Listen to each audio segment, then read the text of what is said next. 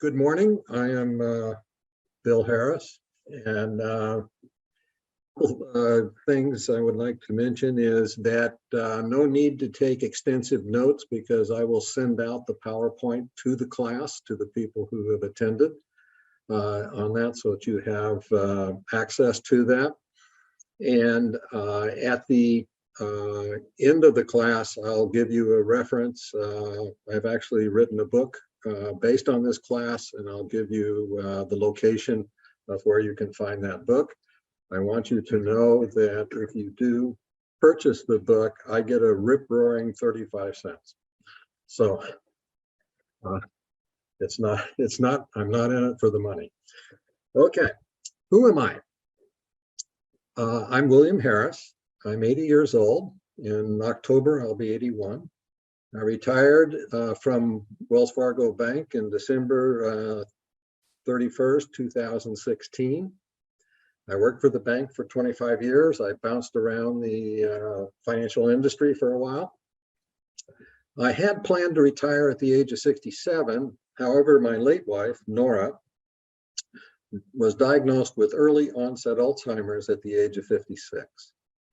I want you to be careful about the words early onset Alzheimer's. That is different than early stage Alzheimer's, and we'll get into that a little later. Early onset is a form of Alzheimer's. And I knew that I would have to pay out of pocket for her care. At 56, she didn't qualify for Medicare, and with my job as information technology at Wells Fargo Bank, I was earning far too much money to qualify for Medicaid. I worked an additional 8 years so that I would have the resources to pay for her care. In other words, that's why I retired at the age of 75 on that rather than 67. I do appreciate and I do understand and I have tremendous empathy for many who do not have the capability or access to sufficient resources to pay for what's coming. That is one of the major issues that you will be wrestling with as we go forward. Knowing what she wanted as per her advanced directive and the usual progression of the disease, I hope that working until 75 would be sufficient. We will get into the advanced directive and the usual progression of the disease as we go through the class. I graduated from the University of Oregon with a bachelor's degree and a master's degree in political science, but through a circuitous route, I wound up in information technology.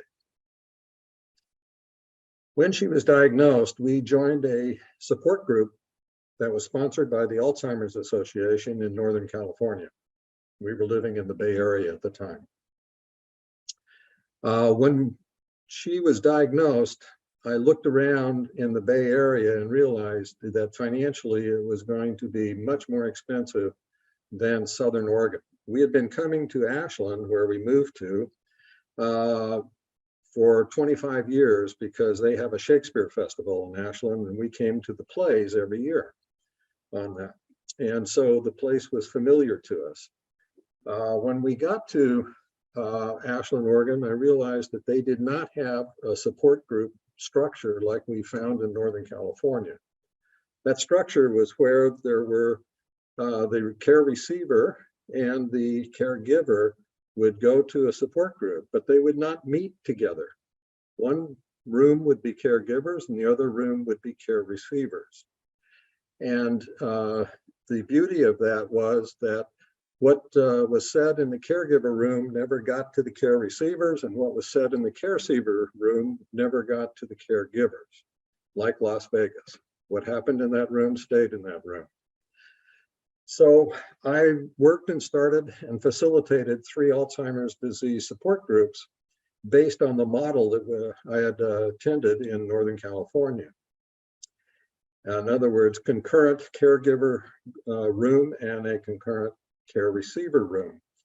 And I worked with the cooperation of the Southern Oregon Alzheimer's Association to develop these support groups. There are 2 groups at the Medford Senior Center and 1 at the Rogue Valley Manor. I will have examples for you, by the way, of Virginia as we go through this. I had to expand this presentation to include Virginia. So forgive me for making references to Oregon, but I will try to make as many references to Virginia as possible. I'm in my 4th year of teaching this class, and in my 2nd year of teaching this class for George Mason University, as you know. Who am I not, which is probably the most important process of this. I am not a doctor, nor have I had formal medical training. I'm not a lawyer. However, I have been involved in several legal and court battles over the advance directive and the retirement beneficiaries. I have also worked with 2 different attorneys, one in California and the other in Oregon, in creating my trust and other legal documents. In the 5th week of this class, there will be an attorney presenting to the class and be there for questions and answers from you. I found that it was extremely important to have an attorney, especially an estate attorney, come and talk to the class and deal with the issues that are paramount when the diagnosis comes in. So in effect, you will get an hour to an hour and a half of an attorney's time for free. So in that 5th week of the class, be sure and bring your questions for the attorney. We're going to go over some concepts and so forth for you to think about to help you formulate those questions when we get to the point of the presentation on that. The attorney will become your friend because you're going to have an attorney for multiple times during this process. I am not a trained social worker nor a therapist. However, I have been in therapy for over 10 years, developing an understanding of why I feel and act the way I do. It was extremely valuable to me as I was going through this process because many of my behaviors towards Nora, when she going through this process, many of my behaviors really resulted from the way I grew up and the experiences I had when I was growing up on that. And it helped me to understand why I was angry, why I was frustrated, why I was getting depressed and so forth as this process went forward. And it helped me to develop the skills to take care of myself. What is the perspective of this class?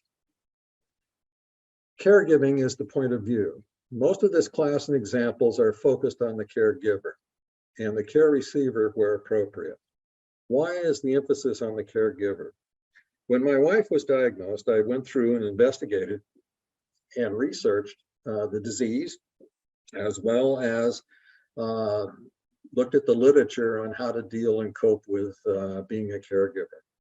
What I found was that most of the literature and most of the process focused on the care receiver. Nothing wrong with that, that's fine. The problem was I did not find much in the way of support for the caregiver. And so as this chance came up to be able to talk about the caregiving in the support groups and caregiving at Ollie, I realized that this really was focused on a portion of the literature that was kind of lacking. And that is why the emphasis is on the caregiver. Understanding the disease and diagnosed, we must also understand the progression of the disease and its effect on behavior. Things to think about, understand, and do, that's another focus of this class. We will concentrate on what will confront the caregiver from diagnosis through placement and passing. And most references are internet-based. So they are available to you in the easiest possible way. And the other reason was that at SOU's Ollie, where I also teach, they did not want to get into copyright issues, and so they did not want you to cite books in the process of giving the presentation to avoid copyright issues. So that's why that's internet-based, and the links are in the PowerPoint, and when I send the PowerPoint to you, it'll be a PDF, but the PDF will maintain the links. So you can click on those links and get more information, and you can see where my information came from in relation to it. Topics that will be covered.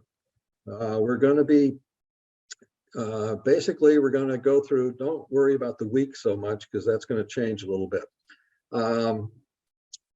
We're in introduction right now. As you can see, we're going to be going through something is wrong. In other words, the person who has been diagnosed knows that something is wrong long before anyone else does. And we are going to have to deal with that issue. We have the diagnosis, and the diagnosis in effect starts the mourning period. And the mourning period is going to last throughout the whole process of the disease. It's not going to just come when the person is in the late stages and ready to pass. The actual mourning process starts very early. We're going to understand and react to the diagnosis. We're going to learn some coping mechanisms. We're going to learn about planning. We're going to talk about making difficult decisions. We're going to talk about placement, and we're going to talk about life after. And I want to emphasize the fact that there is life after. Okay. Are there any questions at this point? Okay. I don't see any. Okay, thank you. A caregiver is someone typically over age 18 who provides care for another. Why am I even pointing this out? I want to point it out because, in effect, caregiving is in a way managed and governed by state and federal laws.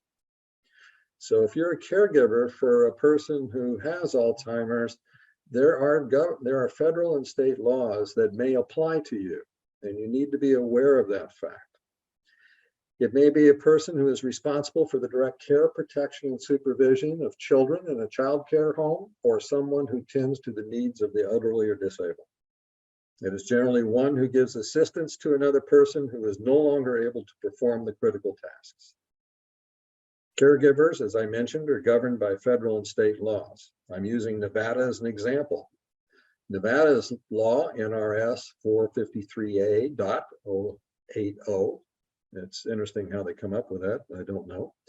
But our designated primary caregiver is defined as a person who is 18 years of age or older, has significant responsibility for managing the well-being of a person diagnosed with a chronic or debilitating condition, and is designated as such in a manner required pursuant to the law. The term does not include the attending physician of a person diagnosed with a chronic or debilitating medical condition. So just be aware of the fact that there are state and federal regulations that govern caregiving. And we'll get into that a little later too when we talk about ombudsman. To me, this is one of the most important slides of the whole class. And I found this to be true for my own self on this. This is Maslow's hierarchy of needs. Now, I know some of you, or most of you, may be familiar with Maslow's hierarchy of needs. I know that there have been some additions and enhancements to it, but right now, for me, this works very well in understanding some of the things and the issues that we're going through. For example, the person with a disease, the person who's been diagnosed, is basically going to descend the chart of Maslow's hierarchy of needs. They're going to descend from self-actualization, from esteem, from belongingness and love, to safety, and to physical needs. This is the process of the disease. It's not because they decide to do this. This is what happens when you have the disease on that. In the very last stages and just before the person passes, they are totally in the physiological needs area on this. The big issue is, and this is where caregiving comes in, the caregiver also descends the chart right along with the person who is diagnosed. The caregiver, for example, has shrinking social life to where you do not invite people over or you go out less because it's too difficult or it's too embarrassing. Guilt and isolation attacks self-esteem as you have less time for your own activities, hobbies, and interests. Intimacy becomes less and less frequent. Celibacy may settle in, as well as conversation disappears. Safety becomes a major focus for the loved one as the concern for wandering or leaving them alone becomes dominant.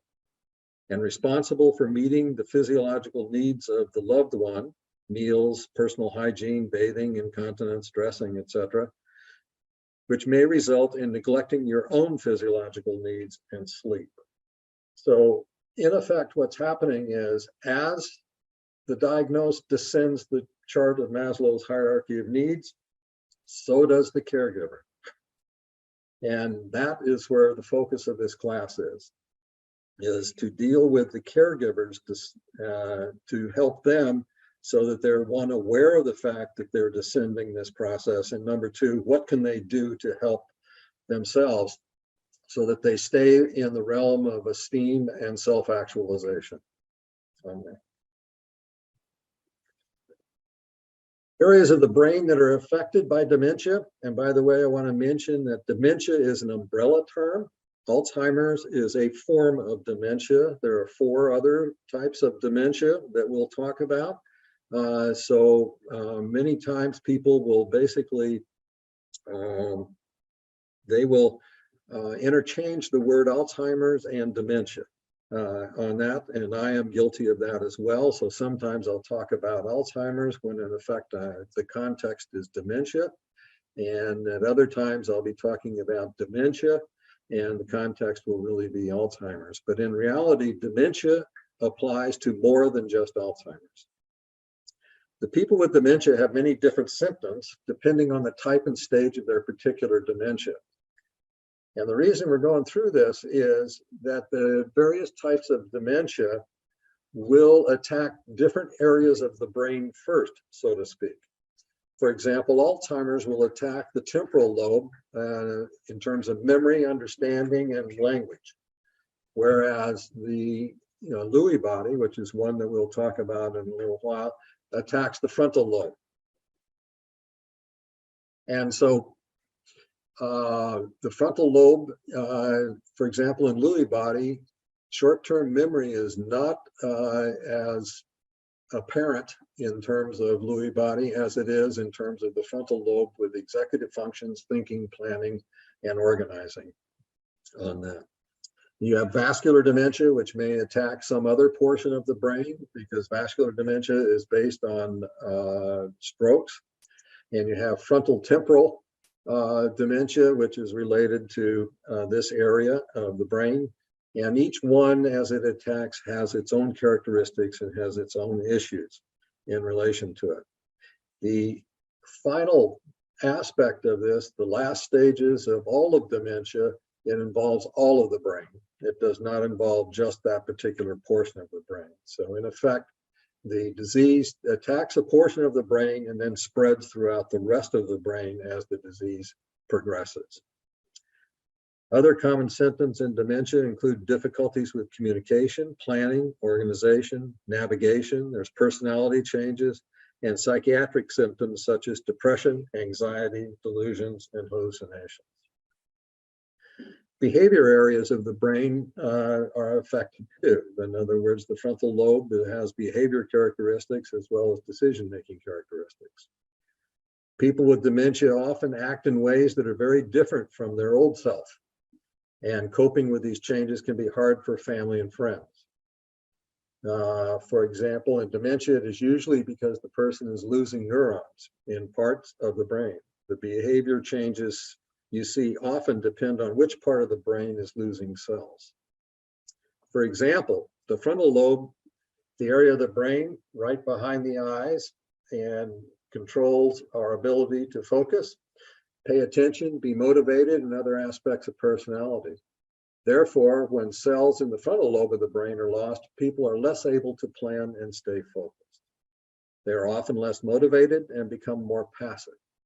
The frontal lobes also control our impulses. Sometimes people who have Lewy body, they have trouble controlling their impulses and may act rudely or insensitively. Dementia also alters how a person responds to the environment. A person with the Alzheimer's disease may forget and have trouble remembering or following conversations. They may become angry and frustrated because they cannot follow what is going on. Noise, conversation, crowds, and activity may be overstimulating and too difficult to process to understand. For example, one time with my wife, and even in the early stages, we had people over for dinner, and she just got up and left the living room, dining room, and went in and sat in the living room. And the reason for that was she couldn't cope with what was going on in the conversation. She couldn't understand and follow the conversations, and so she just left. In a sense, she was overstimulated on that. But it was at first embarrassing and so forth, and so I had trouble reacting to that, and that's what I mean by moving down Maslow's hierarchy of needs. We stopped having people over for dinner because it was too uncomfortable for her and too difficult for me on that. And so again, that was an impact of the disease on the caregiver. Before we go into the types of dementia, are there any questions? Not yet. Okay, good. Mild cognitive impairment causes cognitive changes that are serious enough to be noticed by the individuals experiencing them or to other people. But the changes are not severe enough to interfere with daily life or independent function. People with mild cognitive impairment involving memory problems are more likely to develop Alzheimer's or other dementias than people without mild cognitive impairment. However, mild cognitive impairment does not always lead to dementia. In some individuals, mild cognitive impairment reverts to normal cognition and remains stable. In other cases, such as when a medication causes cognitive impairment, mild cognitive impairment is mistakenly diagnosed. That's why it's important that people experiencing cognitive impairment seek help. Experts classify mild cognitive impairment basically in two ways. One is amnestic. With amnestic, a person may start to forget important information that he or she will previously have recalled easily, such as appointments, conversations, or recent events. Non-amnestic thinking skills may be affected. The ability to make sound decisions, judge the time or sequence of steps, need to complete a complex task, or visual perception. Alzheimer's disease. Alzheimer's disease is named after Dr. Alois Alzheimer's, and I want to apologize for my bad pronunciation because I did not take French, and there was good reason I didn't take French because I have extreme difficulty with languages on that. In 1906, Dr. Alzheimer's noticed changes in the brain tissue of a woman who had died of an unusual mental illness. Her symptoms included memory loss, language problems, and unpredictable behavior. He did an autopsy on the brain and found that there were abnormal clumps called amyloid plaques and tangled bundles of fibers, now called neurofibrilla or tau. These plaques and tangles in the brain are still considered some of the main features of the Alzheimer's disease. Current research is focusing on the tau portion as opposed to the amyloid portion as a precursor to Alzheimer's disease. The way to think about this is that if you have a pipe and you've got water flowing from one end to the other, as the pipe rusts, then the flow of water is restricted, and pretty soon the rust takes over and the water will not flow from one end to the other. In effect, the towels and tangles and the amyloid plaques act like rust on the neurons that go between the nerve cells on this.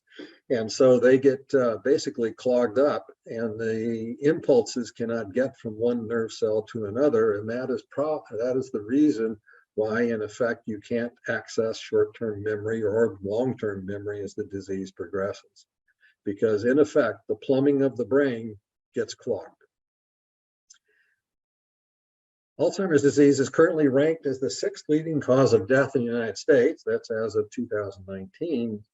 But recent estimates indicate that the disorder may actually rank 3rd, just behind heart disease and cancer as a cause of death in older people. Part of the reason for this was that when people died of Alzheimer's, they usually were put, they had pneumonia or some other subsidiary disease, which in a sense was a result of Alzheimer's, and they would put on the death certificate that they died of pneumonia. They're now beginning to change that. When Nora passed in 2017, they put down the cause of death, Alzheimer's, on that. COVID-19 actually moved Alzheimer's to, in a sense, 4th place or 7th place, depending on which list you want to go to on that. And as we recover from the COVID-19, then in a sense, Alzheimer's will come back into its rank, so to speak. Alzheimer's is the most common cause of dementia among older adults.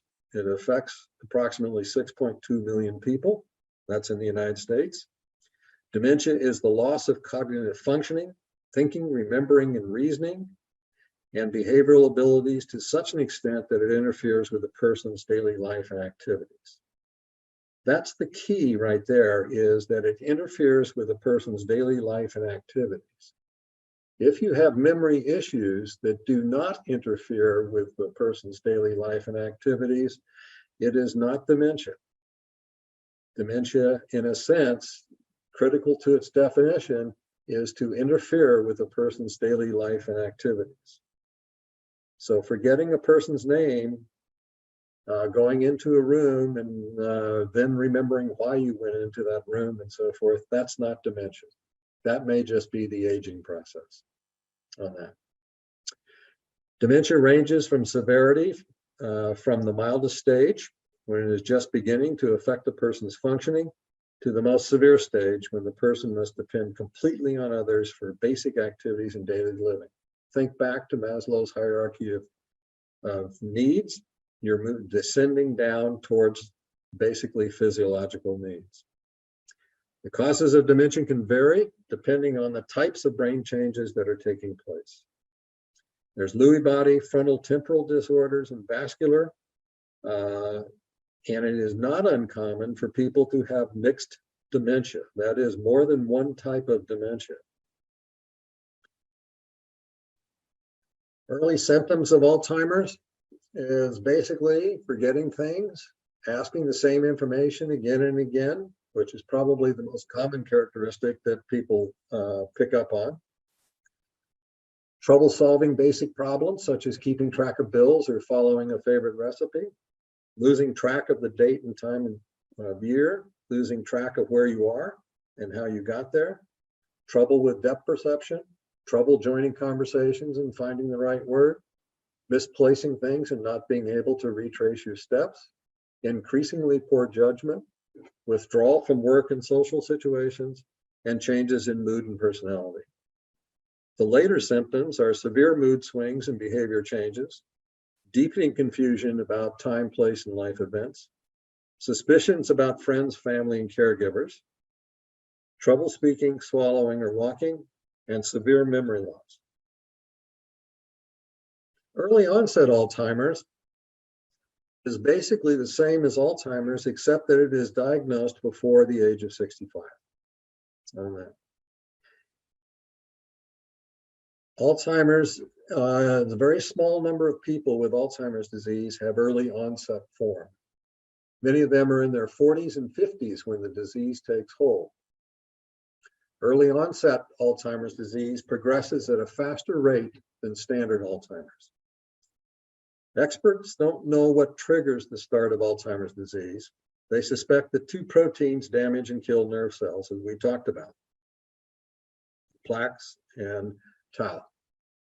Almost everyone develops plaques and taus. They don't know why it suddenly goes wild, so to speak. What are the risks of early onset Alzheimer's? Family history of the disease is one of the known factors. But there's actually a genetic component to early onset Alzheimer's. And that's why I mentioned that we have to be careful of our language. Early onset is a slightly different type of Alzheimer's than regular Alzheimer's. There's a genetic component. It's a form of dementia caused by a rare inherited gene mutation. A person born with one of these gene mutations not only develops Alzheimer's disease, typically before the age of 60, but has a 50-50 chance of passing the mutation on to each of his or her children. The disease is identifiable through genetic testing. What are the symptoms of early onset Alzheimer's? They're basically the same symptoms that you would see with Alzheimer's, just that they're occurring earlier. They're occurring, in a sense, in the 50s and 60s, early 60s on that. Forgetting things, asking the same information, trouble with perception and vision, trouble joining conversations, increasingly poor judgment, withdrawal from work, and so forth. Deepening confusion, suspicions, trouble speaking. Nora had early onset. He was diagnosed at 56 in 2009. However, the symptoms began to show up actually in 2001 when she was 47, 48. She had the defective gene. We know this because when she was diagnosed at the University of California, San Francisco, the medical school, she donated her brain and spine when she passed to the school, basically for an autopsy. When she passed, they got her brain and spine. And in a conversation I had with them about 3 or 4 months afterwards, they talked to me about the fact that they also had a genetic counselor on the call, which I thought was real interesting because I hadn't even heard that there was a connection with genes. And so they told me that she actually had she had Lewy body, some Lewy body, and Alzheimer's on that. My suspicion is that in 2000, 2001, it was Lewy body that was influencing her because she was trying to redesign the reference desk at a library. She was a library manager of a small town library in Northern California. And she couldn't put the design together. It was almost impossible.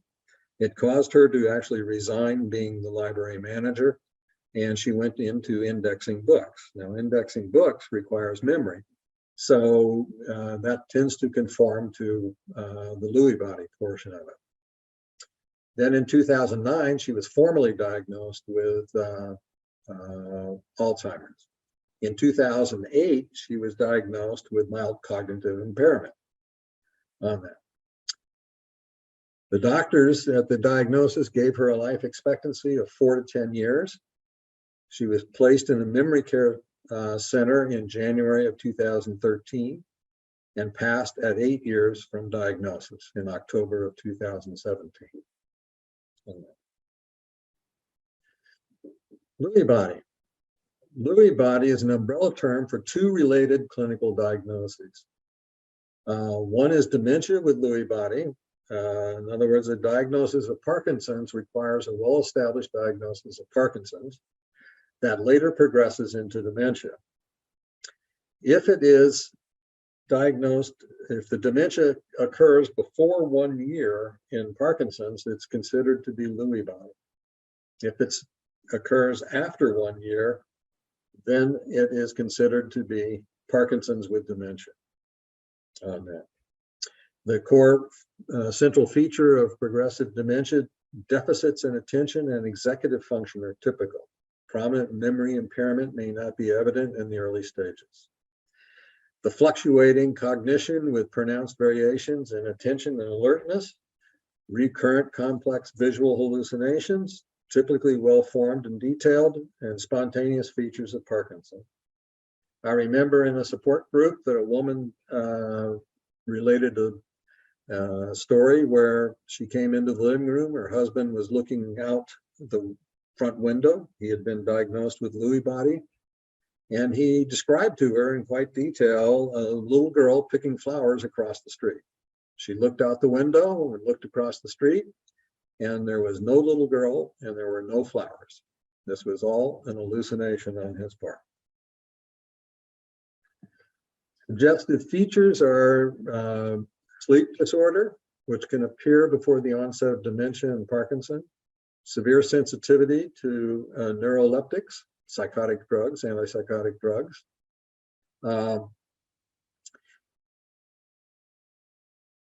low dopamine transporter uptake, whatever, in the brain's ganglia, basically including voluntary motor control, procedural learning relating to routine behaviors and habits,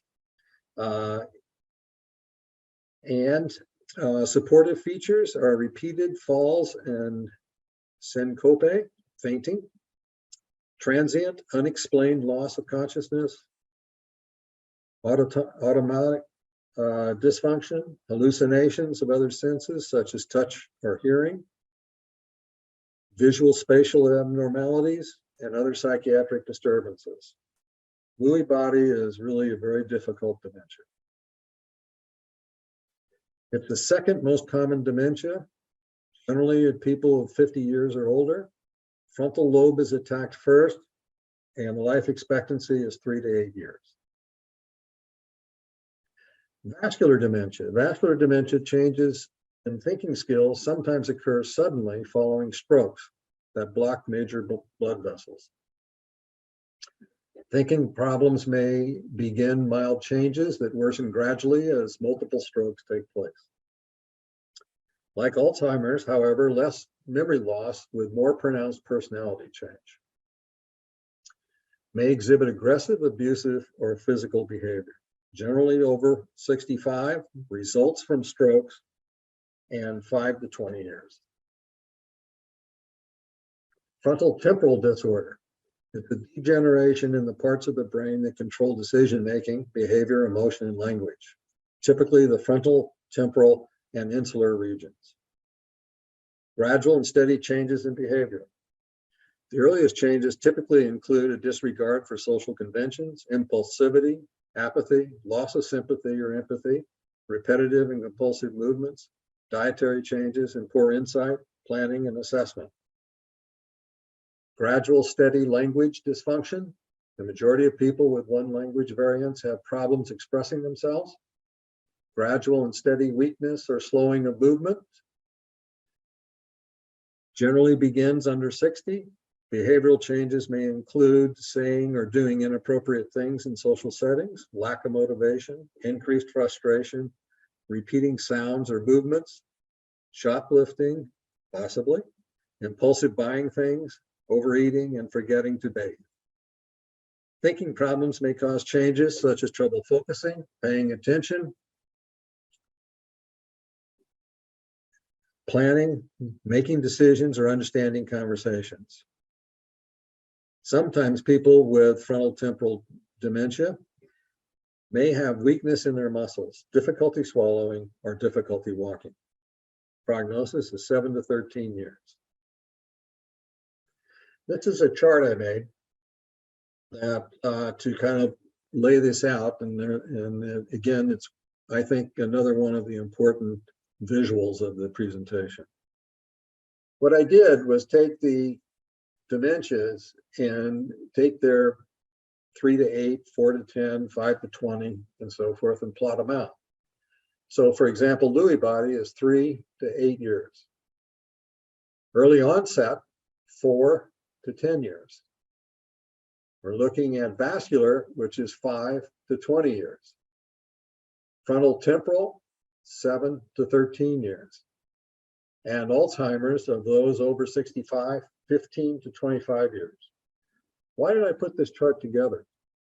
The reason I put this chart together is to indicate for caregivers that you are in a multi-year process.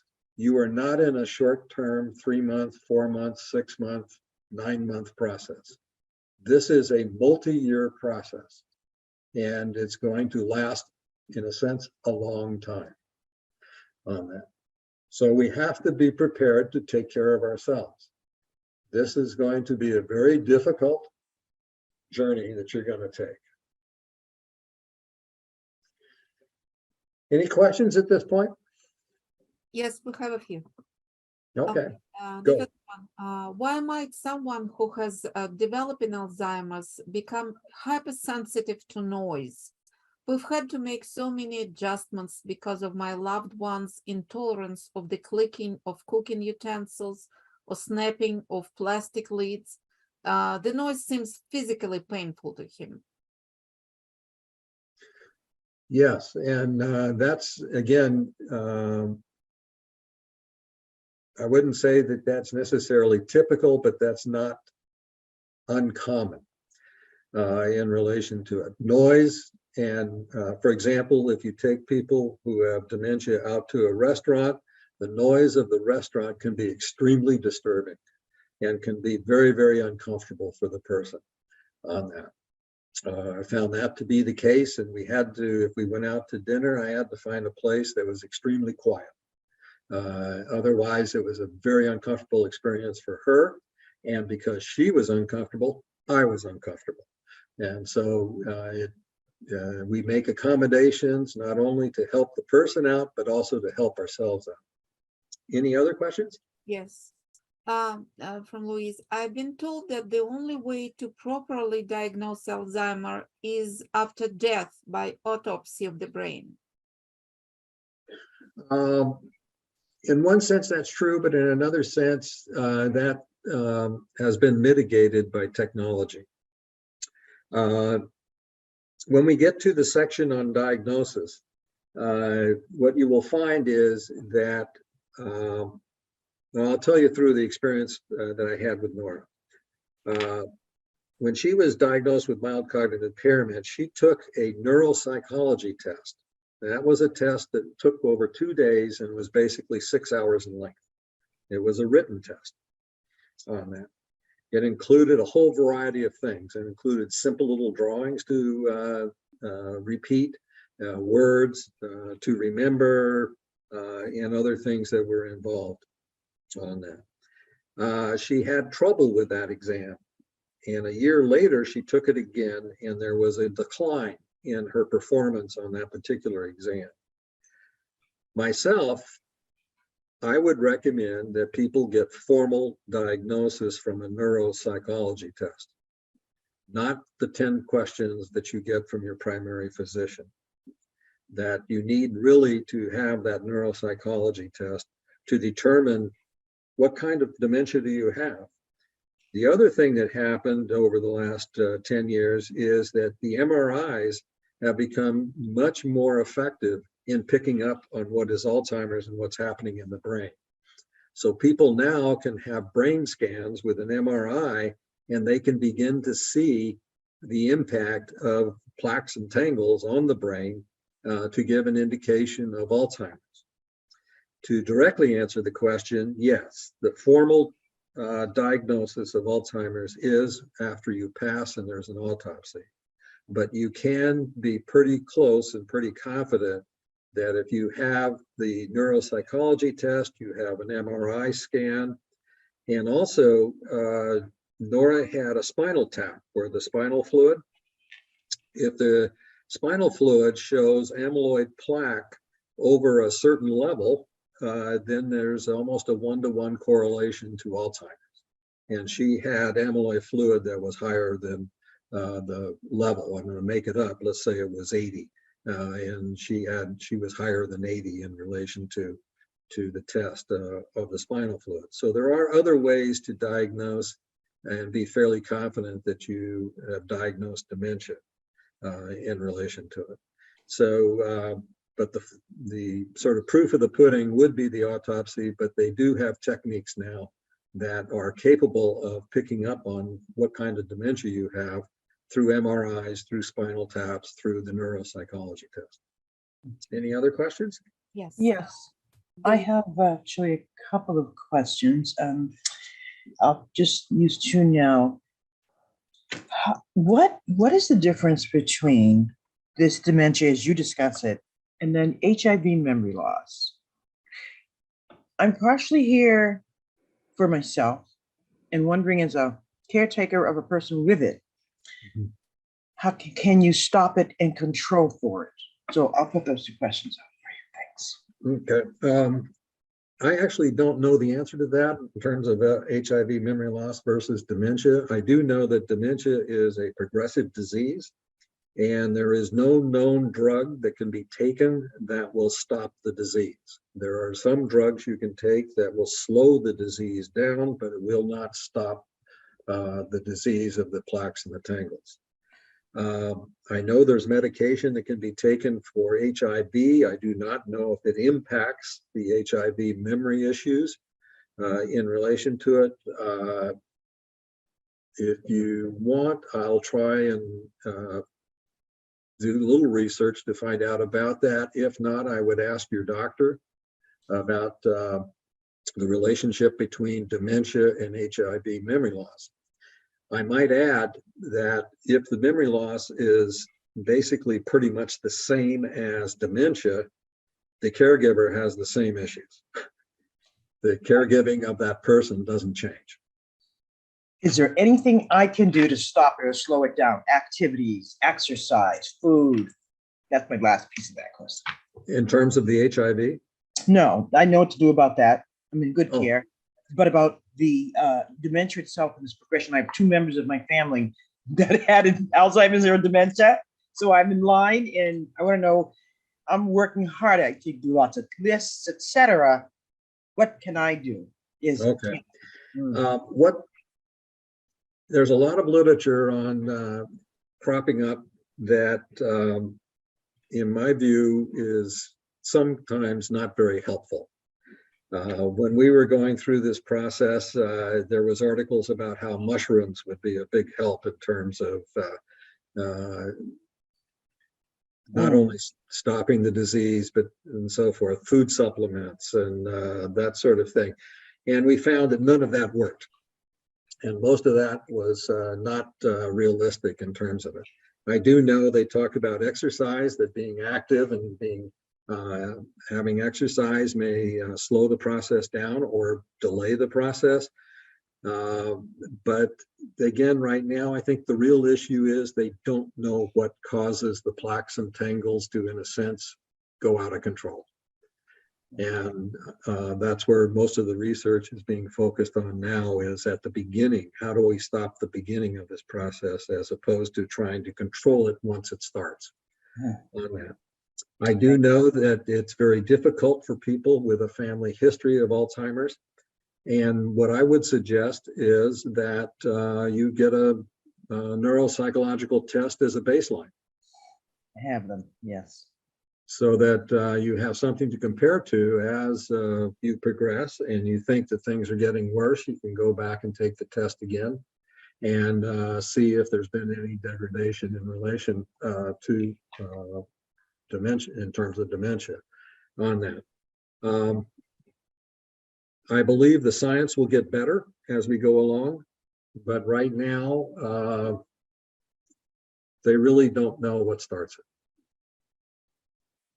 There is another question about symptoms. The person who I care for frequently tells me that I have already told her something that I have not told her. How does this fit into the symptom complex? Okay, could you repeat that?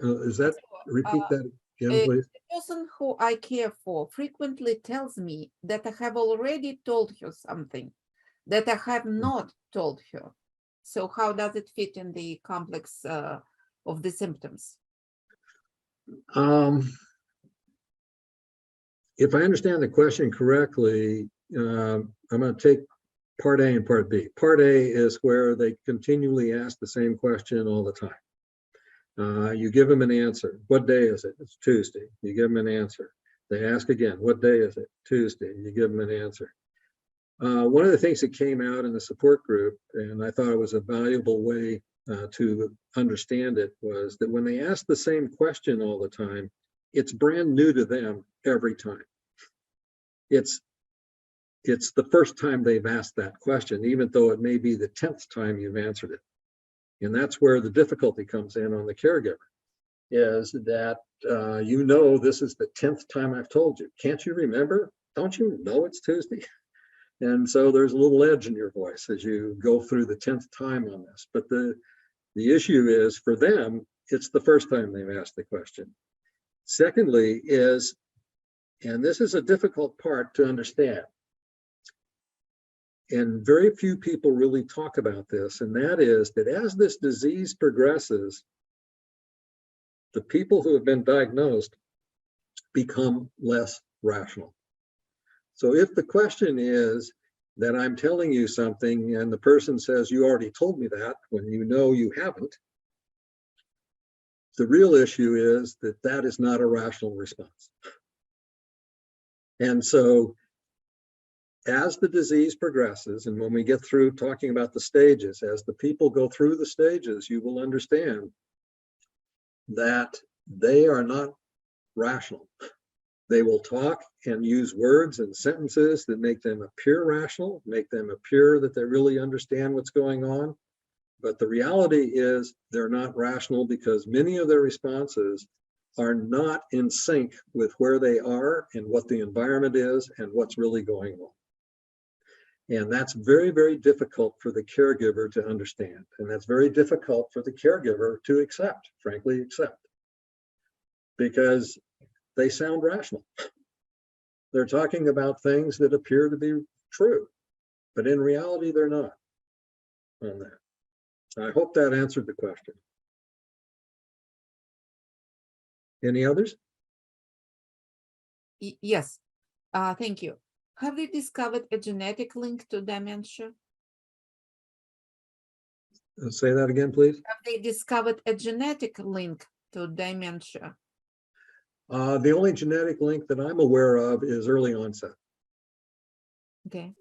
And as we mentioned, there is a gene that's mutated. My view is that eventually they probably will get to some form of at least family history / genetic link to dementia. But right now, the only one is early onset that I'm aware of. There may be a genetic link on Parkinson's, but I'm not sure about that. Okay, and one more.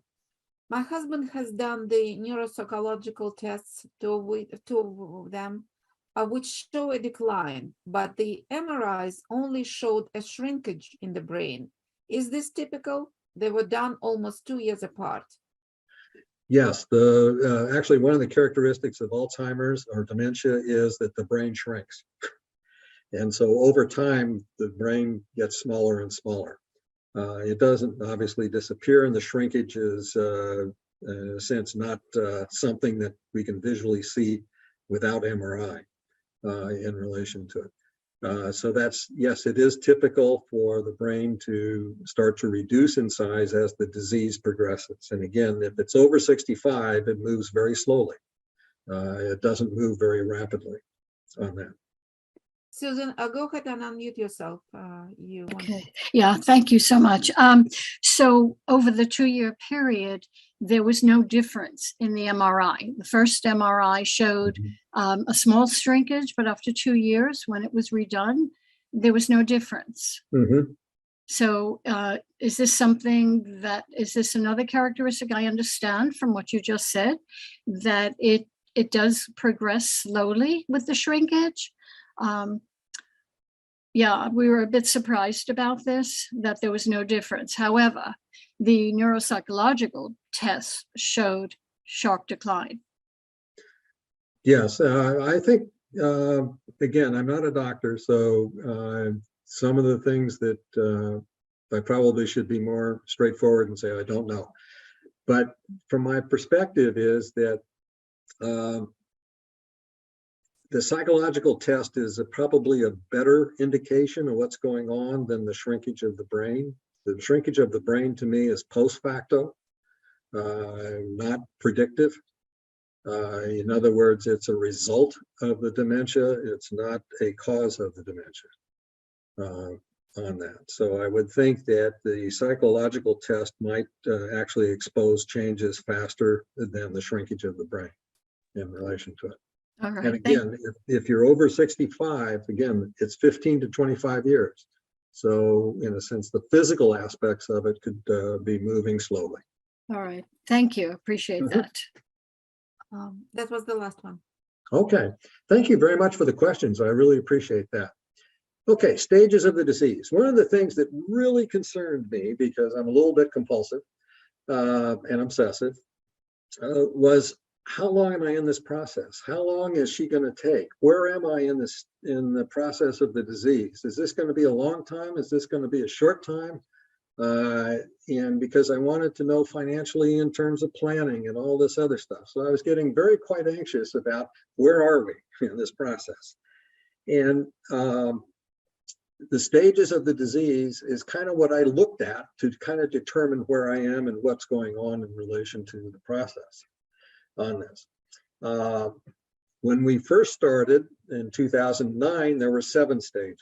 And when I started to research, as she got close to passing, I realized they had changed to 3 stages. And so I'm going to show you the 3 stages that many people look at today, and then I'm going to show you the 7 stages, which are also current.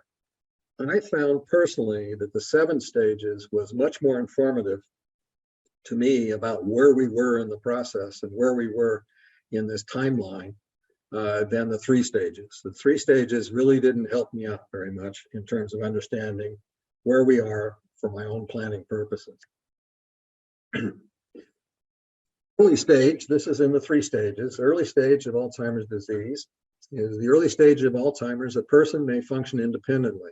He or she may still drive, work, be part of social activities. Despite this, the person may feel as if he or she is having memory lapses, such as forgetting familiar words or location of everyday objects. Friends and family and others close to the individual may begin to notice difficulties. During a detailed medical interview, doctors may be able to detect problems in memory and concentration. Think mild cognitive impairment. Common difficulties include problems coming up with the right word, trouble remembering names when introduced to new people, challenges performing tasks in social and work settings, forgetting material and that one has just read, losing and misplacing a valuable object, and increasing trouble with planning or organizing on that. That's the early stage on the 3-stage basis. The middle stage, moderate Alzheimer's, is typically the longest stage and can last for many years. As the disease progresses, the person with Alzheimer's will require a greater level of care. You may notice the person with Alzheimer's confusing words, getting frustrated or angry, or acting in unexpected ways, such as refusing to bathe. Damage to nerve cells in the brain can make it difficult to express thoughts or perform routine tasks. Symptoms may be noticeable to others in this stage: forgetfulness of events and personal history, feeling moody and withdrawn, being unable to recall their own address, confusion about where they are, the need for help choosing proper clothing, trouble controlling bladder and bowel, some individuals, changes in sleep patterns, an increased risk of wandering and becoming lost, personality and behavioral changes. And then in the late stage, the final stage of this disease, individuals lose the ability to respond to their environment, to carry on a conversation, and eventually to control movement. They may still say words or phrases, but communicating pain becomes difficult. As memory and cognitive skills continue to worsen, significant personality changes may take place. At this stage, individuals may need round-the-clock assistance, lose awareness of recent experiences, experience changes in physical abilities such as walking, sitting, swallowing, having increasing difficulty communicating, and become vulnerable to infections, especially pneumonia. This is informative, but I found it not very helpful to me to find out where we were in the process. I like the 7-stage approach, a little more finite, and as we go through this, I think you'll see that it helped me, at least, to understand kind of where we were in the process. Preclinical stage is kind of a newly defined stage reflecting current evidence that measurable biomarker changes in the brain may occur years before symptoms affecting memory.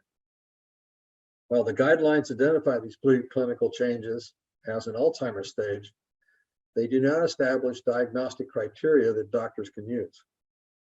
Rather, they propose additional research. Stage 2, very mild cognitive decline.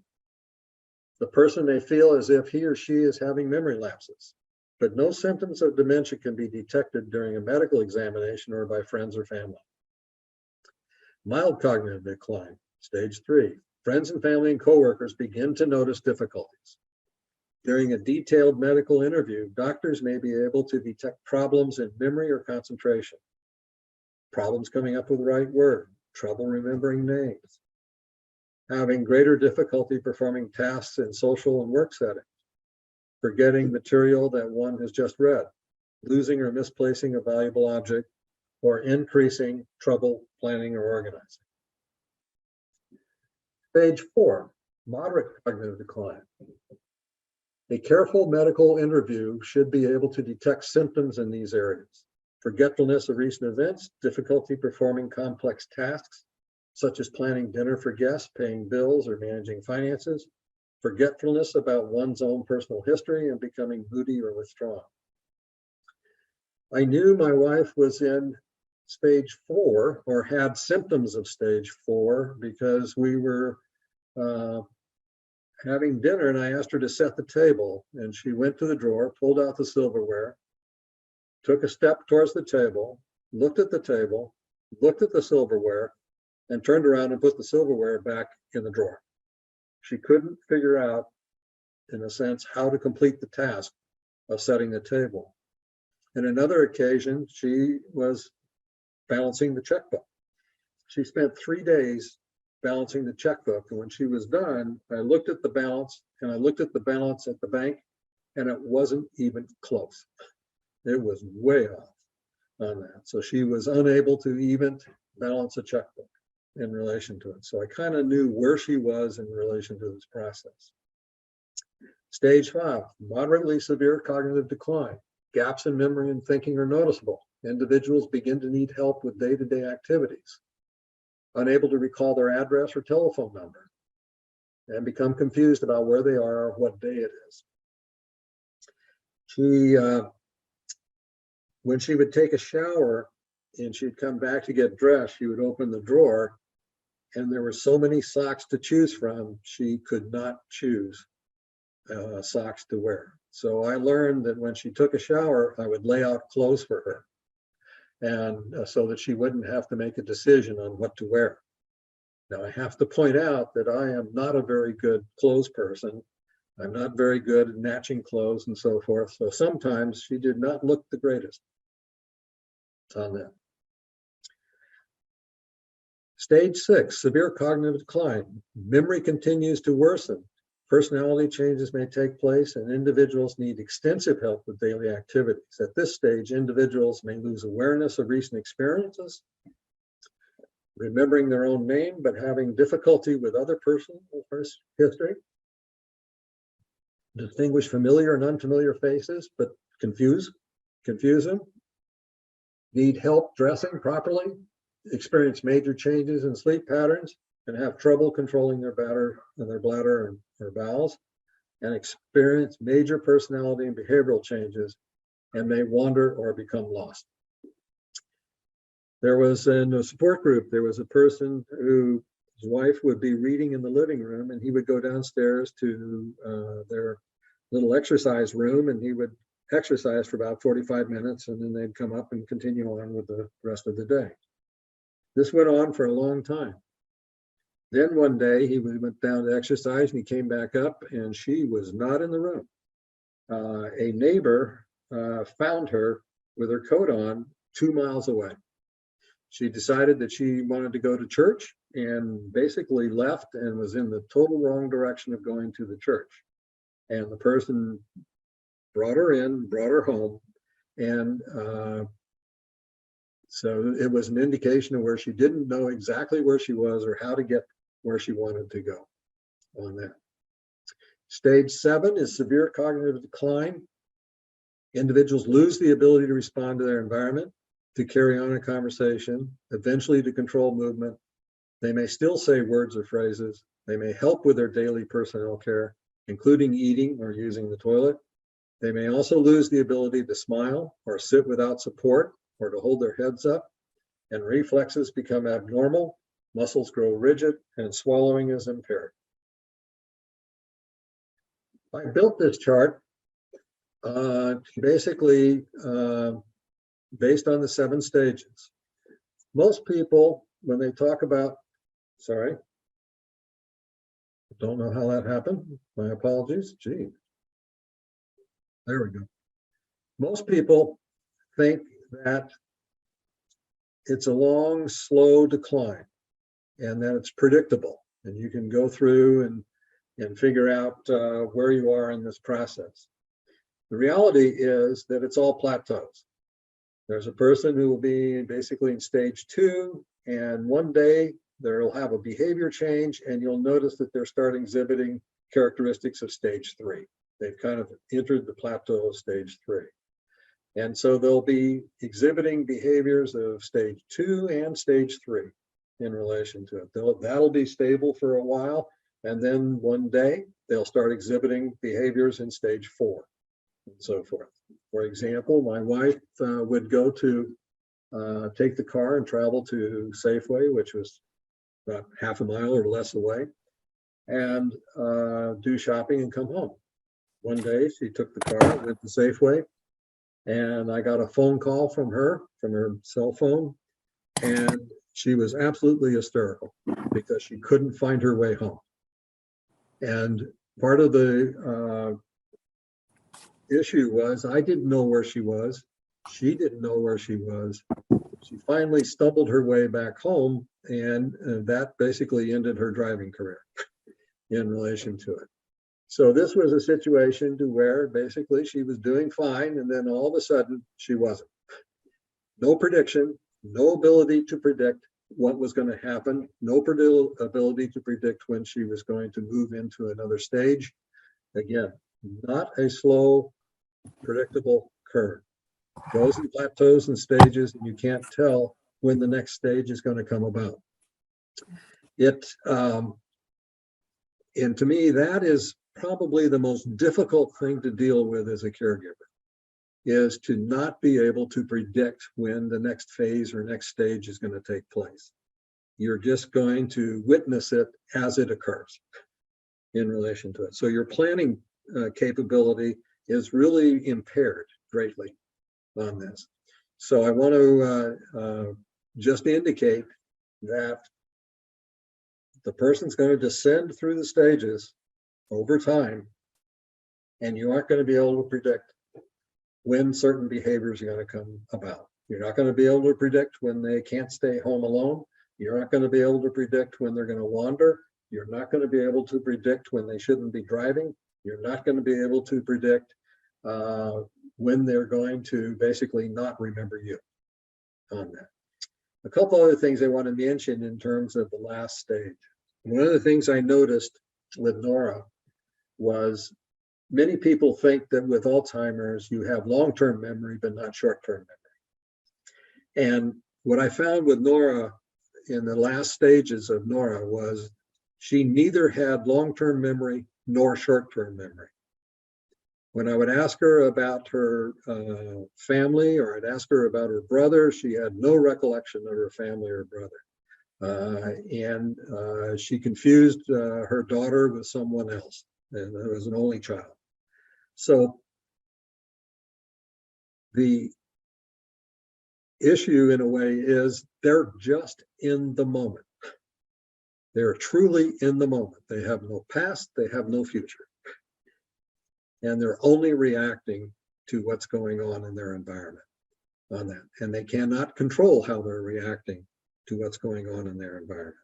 This is extremely difficult for the caregiver, because in a way, it's totally out of control of the caregiver. The caregiver can't really do anything about it on that. Okay, I see there's a few more questions. So any questions? There is a comment. People who have the, and I'm going to butcher the name of it, APOE4 gene have a much higher probability, 10, 12 times more, of getting Alzheimer's. That's from Fred. Okay, thank you. And we don't have any more questions right now. Okay. Any other questions or comments that you want to make online? Yes, this is Julie. I don't know how to flag a question otherwise, but you mentioned a couple times how, you know, your interaction with your wife, she seemed to remember you. So that's interesting. So I know at some point, you know, people are forgetting their family members or children. I was interested in knowing more about that. And then in stage 7, I noticed that the body starts reacting in certain ways. They lose functions of certain kinds. And I can't remember because I'm struggling with memory too. But what is it that makes people die? So those are my 2 kind of question comments. Thank you. Okay.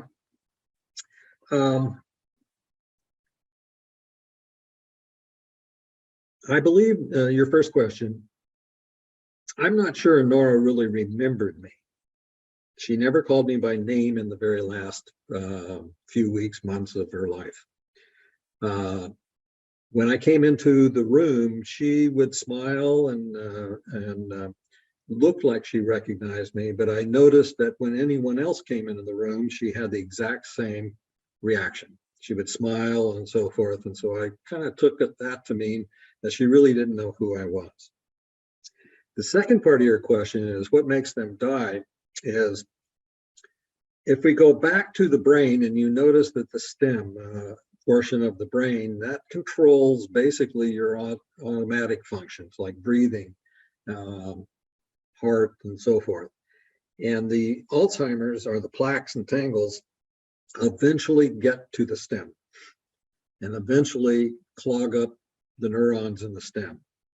And in effect, that's what causes the death of the person with dementia, is that those automatic functions get interfered with as well on that. In fact, just before she passed away, she basically was exhibiting panting in terms of breathing.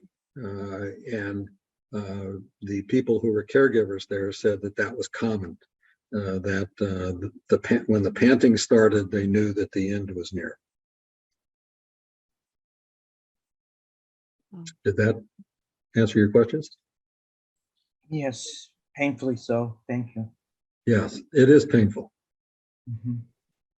That's why I suggest, I really strongly recommend that you, not you personally, but all of you, try and see a therapist to talk about the emotions and to talk about how you feel about this process and to understand why you are reacting the way you're reacting to it.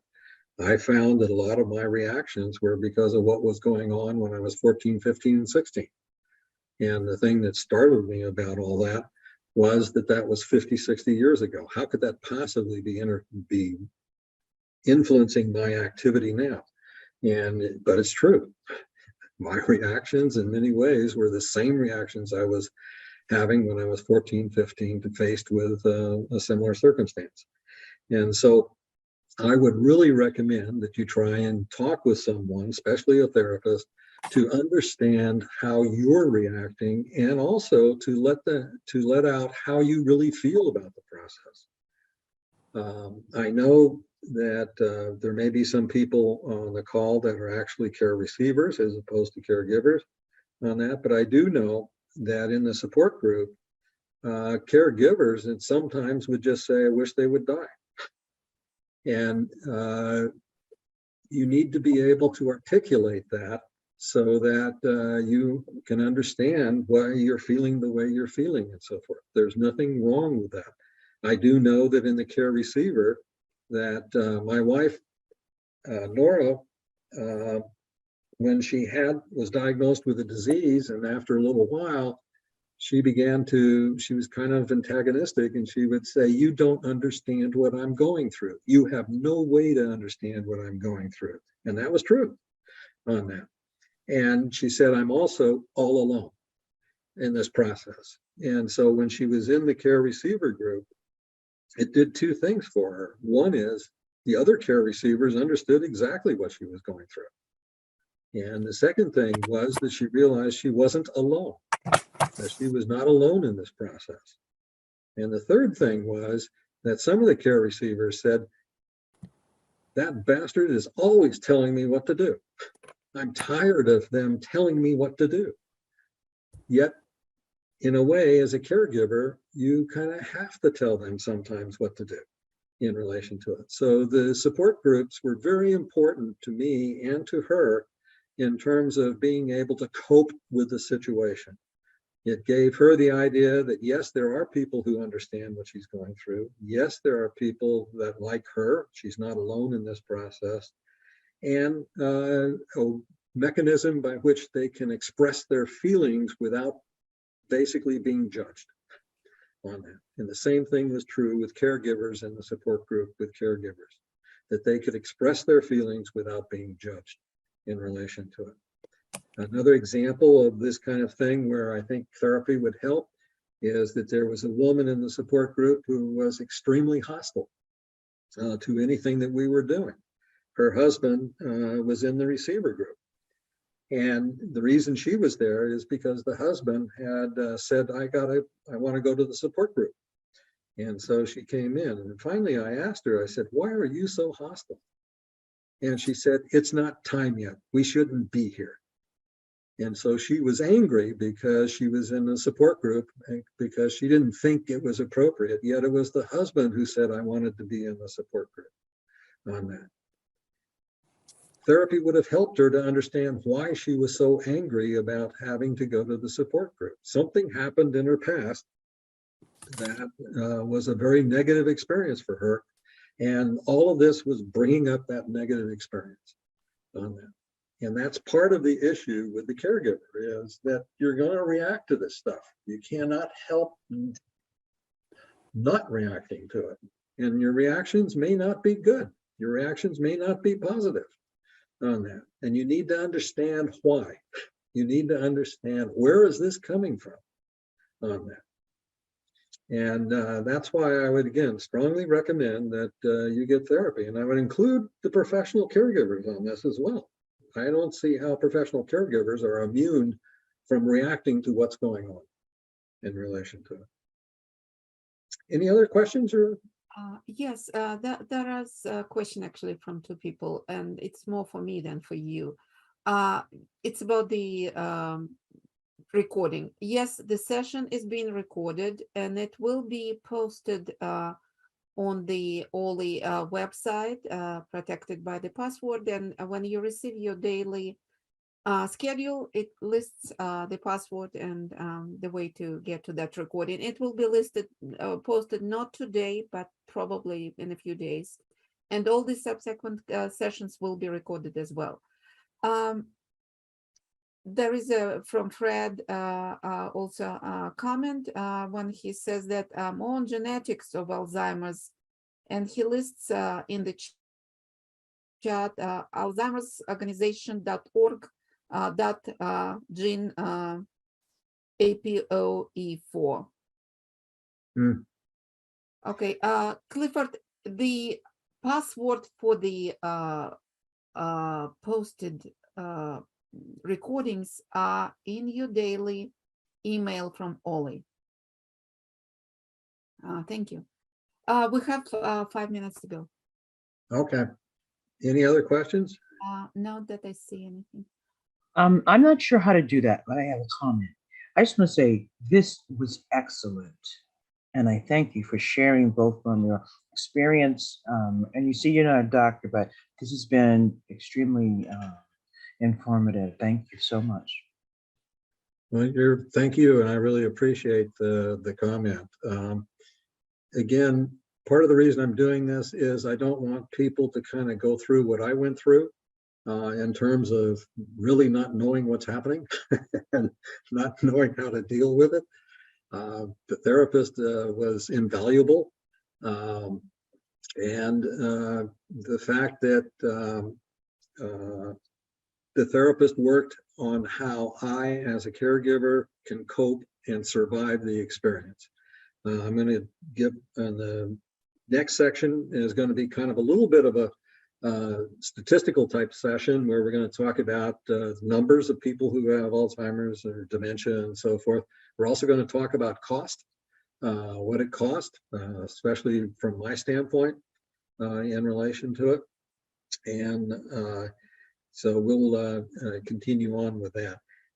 I felt that my experience was not necessarily unique. It's different probably than other people's, but similar. And my reactions were somewhat similar in relation to it, and in some cases unique on that. But because I found very little dealing with the actual caregiver, that it concerned me that other people were going to be going into this process and not really understanding what's coming. And so that's part of why I'm doing that. Then the other thing I want to mention is that Stanford did a study, and caregiving is very, very stressful. It's extremely stressful. And in their study, granted it was about 8 years ago, but their study showed that roughly 4 out of 10 caregivers passed away before the person that they were caring for. And part of the reason for that was because of the stress of caregiving. And so I wanted to put something together to try and help people understand what's coming, how to deal with it, what kinds of things can they do to help them cope with it, and to be able to survive the experience. Okay. So, go ahead. Yes, there is one more question, and we have a couple minutes. How do you begin this conversation with your partner?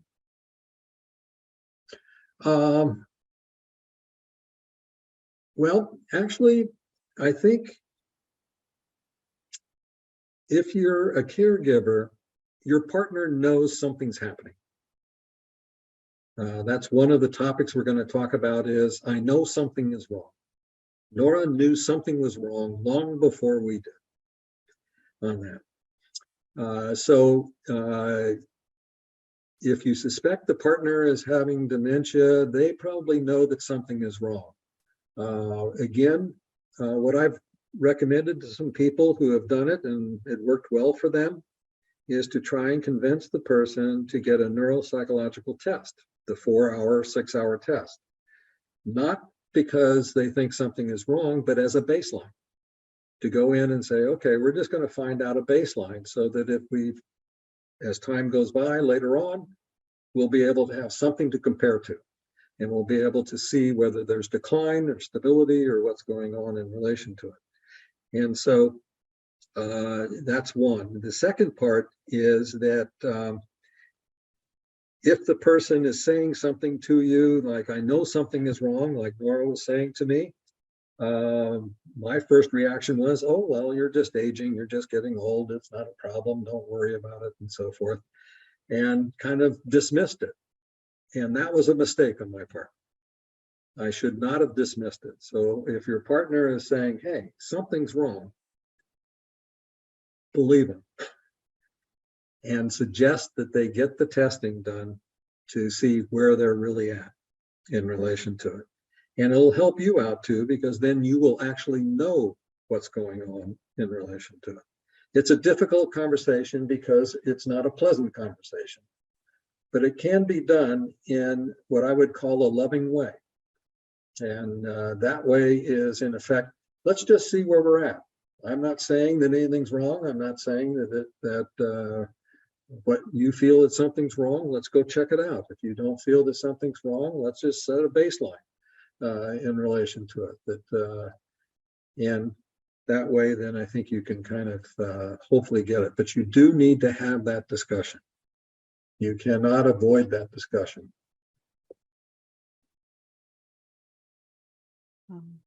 Thank you, Will.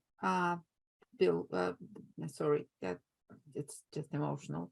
Thank you for this very, very important discussion. And we'll see you next week, everybody. And at that. Hello, Yes. Yes.